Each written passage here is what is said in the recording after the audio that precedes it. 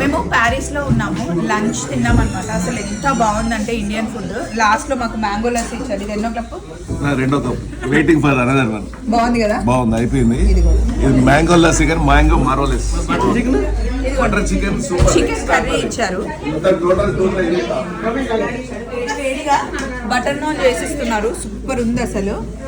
ఇక్కడేమో ఇది పెరుగు, రైస్, దాల్ మఖని ఉంది. ఇది చెన్నా కర్రీ ఉంది, అదే దాన్ని ఏమంటారు, అవిసె గింజల కర్రీ ఉంది. అసలు టేస్ట్ అయితే చాలా బాగుందండి. మీరు కనుక మామూలుగా ట్రిప్తో వచ్చినా లేదా ఇండివిజువల్గా వచ్చినా ఈ రెస్టారెంట్ అయితే చాలా బాగుందండి ప్యారిస్లో.